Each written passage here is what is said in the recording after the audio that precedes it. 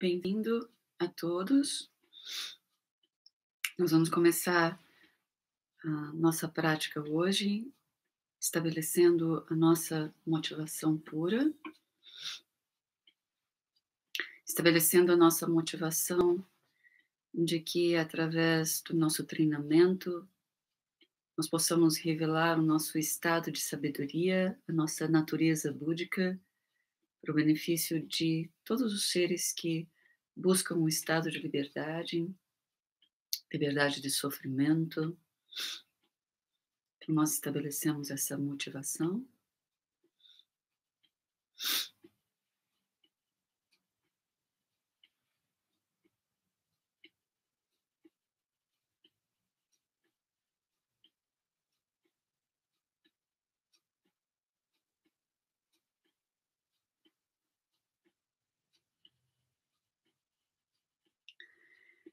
Essa semana que está se encerrando amanhã, nós tivemos o evento da celebração do que seria o aniversário de da vida prévia do nosso Rinpoche, Sua Eminência Gyatso Rinpoche.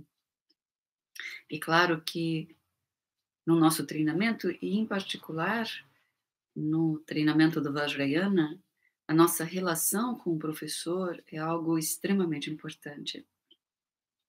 Mas em qualquer caminho dentro do budismo, Sua Santidade Peno Rinpoche, em um ensinamento que ele deu na Califórnia em 1996, ele disse que, independente do nível particular de ensinamento ou da prática da tradição budista que nós estejamos discutindo, seja do veículo Hinayana, Mahayana ou Vajrayana, o processo de desenvolvimento espiritual, ele se baseia no relacionamento do estudante e do professor. Claro que quando nós dizemos no relacionamento de um professor e um estudante, na confiança que nós desenvolvemos em um professor, é claro que nós precisamos analisar com cuidado tanto o caminho espiritual que nós queremos nos envolver, quanto os professores que estão nos guiando nesse caminho, se eles têm uma intenção sincera de nos beneficiar, sem interesses próprios, se eles têm a capacidade e os métodos em seu caminho de nos levar ao objetivo que nós queremos chegar. Mas ele diz o ponto essencial é a transmissão que ocorre entre um professor que ensina e um estudante que se aplica naquilo que é ensinado, que assimila o significado do ensinamento e que coloca em prática o que foi passado para o aluno. Ele diz que há uma razão muito importante para se dar uma ênfase a essa transmissão de um professor a um aluno. Desde a época do Buda até os dias de hoje, o Buda Dharma sempre foi transmitido, não houve uma interrupção. E com isso se quer dizer que ele foi também transmitido oralmente, de uma forma a garantir a existência de uma tradição viva que nunca teve interrupção da época do Buda até agora. Isso também previne que nós falemos sobre os ensinamentos do Buda como algo distante que foi perdido e depois alguém começou a criar suas próprias ideias, mas ao contrário, ele diz, esses ensinamentos foram passados de um professor para aluno, de um professor para aluno até agora. O nosso próprio Rinpoche, Sua Eminência Gyatso Rinpoche, ele diz, nos ensinamentos é dito que sem um professor não haveria Budas. Muitas escrituras e comentários budistas afirmam que antes de termos um professor em nossa vida, muitas vezes nós sequer temos o conceito da iluminação. E quanto mais a determinação de buscarmos por esse estado de liberdade, e pelo menos para mim isso realmente é verdade, essa ideia até mesmo da palavra iluminação parecia algo tão distante para mim, antes de estar envolvida com o budismo, ter ensinamentos através de nossos professores. Todos os métodos espirituais, desde os passos iniciais, onde nós tomamos refúgio no Buda, Dharma e Sangha, conhecendo através do professor o que significa um Buda, os seus ensinamentos e a Sangha, até os votos de um Bodhisattva, nos dedicarmos a beneficiar os outros, seja através do nosso próprio treinamento, da nossa própria realização e de todos os atos diretamente que influenciam o outro. Ele diz, por um lado, nossa sorte é enorme porque nós vivemos em uma era abençoada pela aparição de 1000 Budas, dos quais Buda Shakyamuni é o quarto Buda. Por outro lado, nós não temos a boa fortuna de termos um Buda numa forma física, neste exato momento, nos ensinando diretamente. No entanto, no momento em que Buda Shakyamuni estava prestes a deixar essa vida, nós iremos passar para o Paranirvana, e os seus discípulos à sua volta imploraram para que ele ficasse. Ele prometeu que em períodos de degenerescência espiritual, ele apareceria sob a forma de professores espirituais e que a dissolução de sua forma nirmanakaya, o que significa seu corpo físico naquele momento, não iria tolher de modo algum suas atividades e o benefício no futuro seria o mesmo. Então, nosso Rinpoche, ele diz, nesse ensinamento em particular, a prática, a essência dessa prática, chamada Guru Yoga, onde nós desenvolvemos esse relacionamento com o professor, é nos apoiarmos em um professor para alcançarmos o estado de total liberdade, revelarmos nossa natureza búdica, o estado de sabedoria. Ele diz, Guru é um termo em sânscrito para lama ou professor espiritual. E a palavra tibetana yoga, porque ele está falando de Guru Yoga, não é? A palavra tibetana para yoga é Naujor. Naua, que significa natureza pura, e Jor, que significa encontrar ou tornar óbvio. Então, por meio da Guru Yoga, dessa prática, a realização que o Lama possui, um professor como o nosso Rinpoche possui, da natureza pura da mente, desponta como uma realização em nosso fluxo mental. Nós nos beneficiamos dessa realização que ele possui. A compreensão na prática da Guru Yoga de que o professor é a união de todas as fontes de refúgio torna o nosso caminho muito mais rápido. Ele diz, por exemplo, se nós nos apoiássemos apenas na prática do Idam, que significa uma prática de um Buda, de uma deidade, em particular de uma deidade com a qual nós temos uma conexão, seja uma conexão kármica, seja uma indicação de nosso professor, mas uma prática de um Buda que é a que nós nos aplicamos mais. Ele disse, se nós apenas nos apoiamos nessa prática, sem nos apoiarmos na orientação do professor, então nós chegaríamos ao nosso objetivo de uma forma muito mais lenta. Porque a deidade eleita, que nós chamamos Idam, não é aquela prática de um Buda que nós fazemos com mais frequência, ela é apenas uma dentre as fontes externas, internas e secretas de refúgio, que se encontram todas corporificadas no corpo fala-mente de nosso professor.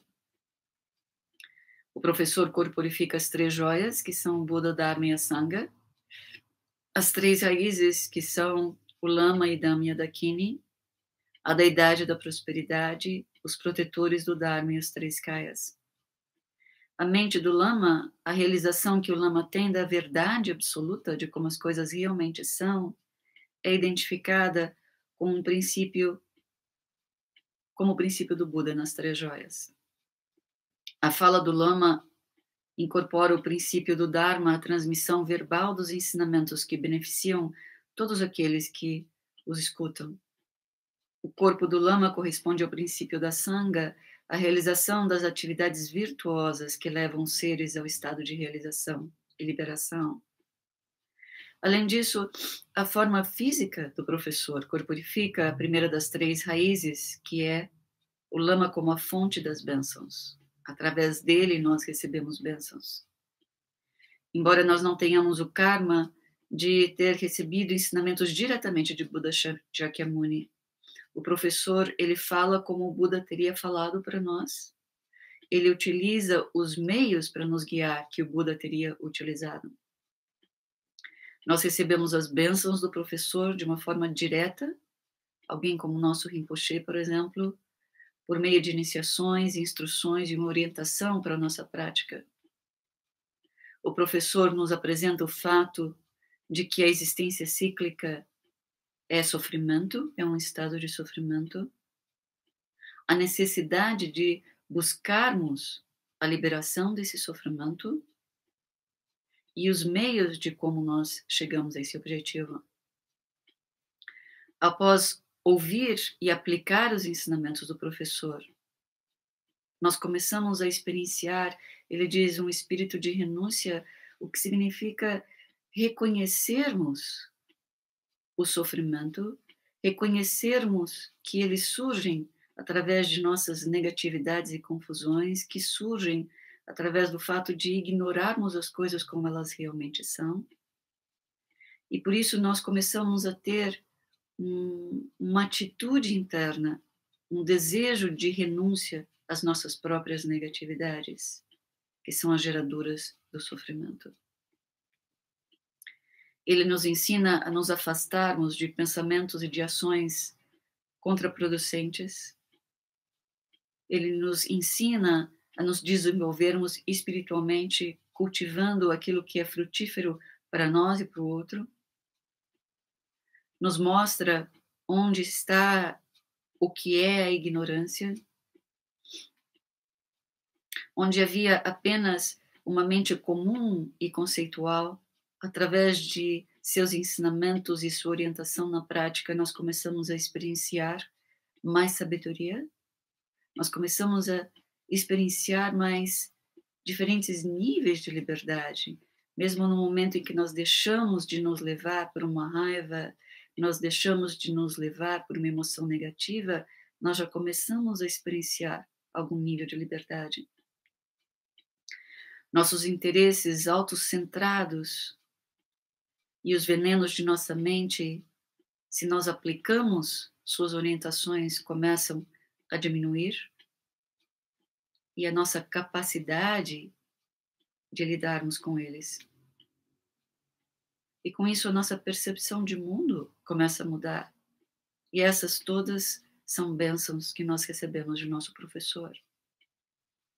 Assim como a forma física do professor corporifica a raiz das bênçãos, a fala do professor corporifica o princípio da deidade escolhida, o Idam, como a raiz das realizações. Quando nós fazemos a prática de desenvolvimento e completude através de um Buda que nós visualizamos inseparável de nosso professor, então, através disso, nós atingimos realizações. O termo para realização em sânscrito é siddhi. No nível mais profundo, esse termo se refere à realização da verdadeira natureza da mente. Até agora, a nossa experiência tem sido a falta de reconhecimento dessa natureza absoluta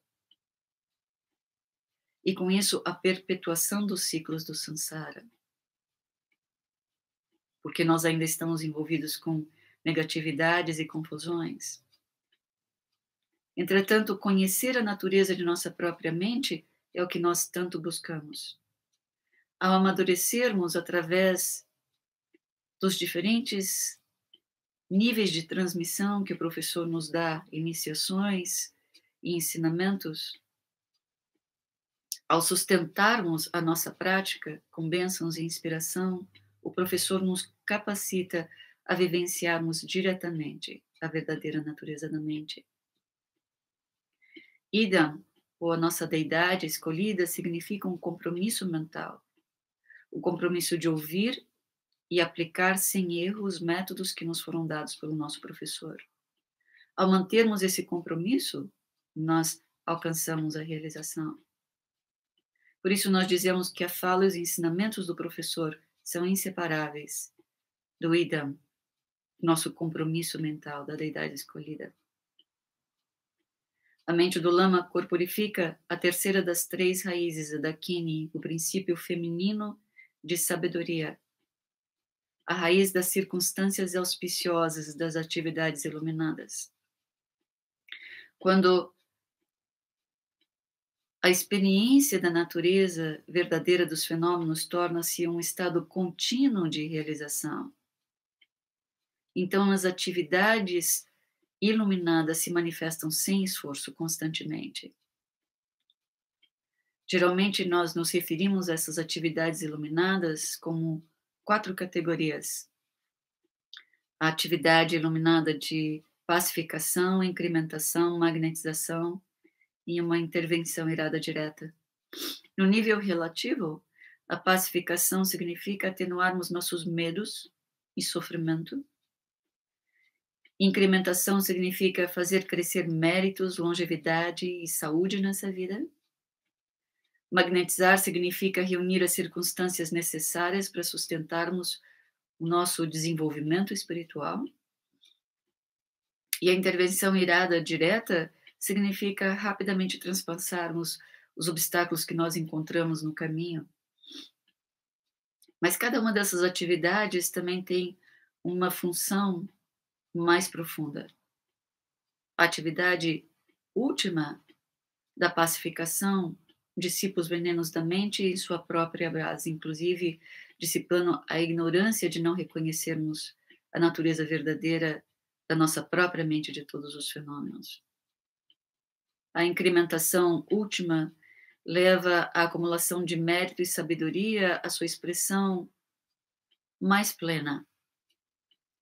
A atividade última da magnetização consiste na superação de todos os padrões de pensamentos confusos, pela, de novo, percepção da verdadeira natureza. E, por fim, a intervenção irada direta, em termos últimos, aniquila todos os modos pelos quais nós emprestamos ou imputamos às coisas uma natureza, uma solidez que elas, em verdade, não possuem. Por isso é dito, a espada do conhecimento transcendental corta e libera a ignorância. Porque quando nós temos a experiência da verdade de nossa própria mente, de todos os fenômenos, isso é como uma espada que corta toda a nossa ignorância e nos liberta. O professor ainda corporifica um outro princípio, que é o da deidade da prosperidade. No Vajrayana existem tantas deidades quanto práticas de prosperidade. E muitas vezes nós pensamos que fazer uma prática de prosperidade significa apenas tentarmos nos tornar mais ricos materialmente. Mas na realidade, ocorre um outro tipo de enriquecimento do nosso mérito, de nossas aspirações, de qualidades espirituais. Um dos efeitos dessa prática, como um efeito colateral, pode sim ser mais prosperidade material, mas mais como um efeito colateral de nossa prática. Porque o benefício maior é liberar nossa mente de toda avareza, de toda cobiça. O lama é a fonte dos métodos pelos quais nós acumulamos mérito. E quando nós acumulamos mérito, nós rompemos os insistentes hábitos de desejos egoístas e de uma atitude mental de nunca estarmos satisfeitos. Não importa o quanto temos ou o que temos, nós sempre queremos algo mais. Isso nos ajuda a nos libertar de uma mente de pobreza. Por isso nós dizemos, o professor é inseparável da deidade da prosperidade. O lama também corporifica o princípio dos protetores do Dharma, ou em sânscrito, Dharmapalas. O termo tibetano para protetor é Gompo, que literalmente significa amigo ou aliado, alguém que nos ajuda ou nos beneficia. Então, o professor, ele é como um aliado a influência que nos apoia e nos ensina. É o nosso orientador no caminho da virtude e do reconhecimento da natureza verdadeira de todas as coisas. E no sentido último, é o nosso próprio caminho de virtude, em última análise, que nos protege do sofrimento, que de outra forma nós iríamos experienciar como resultado de nossas ações negativas.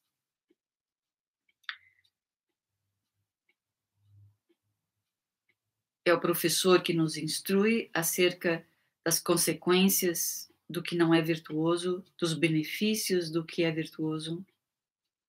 O professor zela por nossa prática do Dharma, nos protegendo de compreensões distorcidas dos ensinamentos e erros que nós podemos cometer em relação à sua aplicação.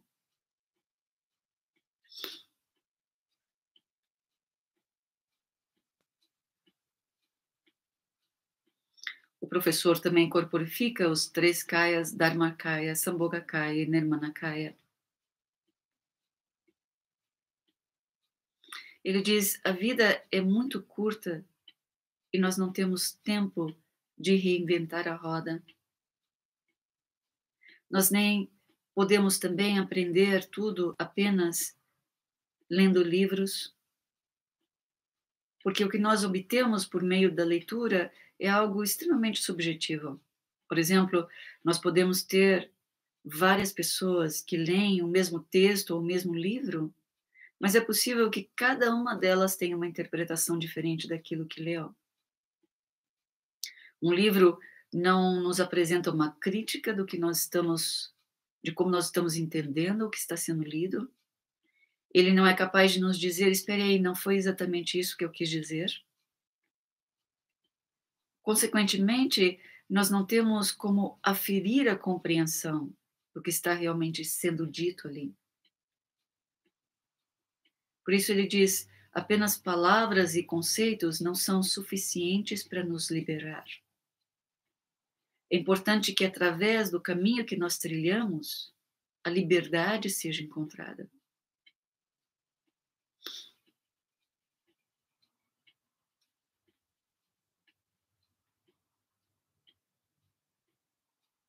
O próprio Buda disse: ainda que eu pensasse em descrever a natureza última, não é? Da mente de todos os fenômenos, não haveria palavras para isso. Porque é algo que nós podemos apontar, mas não descrever através de palavras e conceitos, porque é algo além das palavras e conceitos. Algo tão sutil assim, nós realizamos através do contato, do apoio e dos ensinamentos e transmissões do professor. Embora as palavras não possam conter a verdade absoluta, é possível apontar para ela, como o dedo que aponta para a lua. Por isso, as palavras do professor, elas podem indicar a direção correta. Em última instância, é a compreensão da verdade que o professor tem, a realização que ele tem, que catalisa o despertar do estado de sabedoria inerente em nós, despertando também em nós. O relacionamento com o professor é como nos ligarmos a uma tomada elétrica. Se a eletricidade estiver correndo, nós dizemos através dessa linhagem ininterrupta da época do Buda, através dos grandes mestres, de um professor para o aluno até agora e até nós. Então, se essa eletricidade estiver correndo, ela virá diretamente até nós. Mas se não houver um fluxo de eletricidade, então nada irá acontecer. A finalidade de nós nos apoiarmos e aceitarmos e nos abrirmos para um professor é entendermos essa verdade por nós mesmos. E não simplesmente apreciarmos a compreensão de outra pessoa. Mesmo em um sutra onde o Buda Shakyamuni estava falando sobre o momento onde Maitreya se colocou em direção à mente do despertar. Ele disse que naquele momento ele também estava presente e ele também tinha fé no Buda daquele tempo. Mas ele disse naquele momento ele não tinha se colocado em direção à mente do despertar. Tudo o que ele tinha era uma apreciação pelas qualidades que o Buda tinha. Então aqui o nosso Rinpoche diz, o objetivo de nos apoiarmos no professor é entendermos por nós mesmos essa verdade e não simplesmente apreciarmos a compreensão que a outra pessoa tem. Ele diz que quando a mente começa a mudar em consequência dos métodos que nos foram dados pelo professor, nós começamos a reconhecer mais e mais as qualidades que ele tem, alguém como o nosso Rinpoche, não é? E com isso nós desenvolvemos mais diligência em aplicarmos aquilo que o professor nos passa e com isso alcançamos mais realização através do nosso treinamento. Então ele diz o que nos libera é a combinação das qualidades do professor, junto com a nossa confiança, com nossa diligência, nossa prática, trazendo assim a experiência dentro de nós.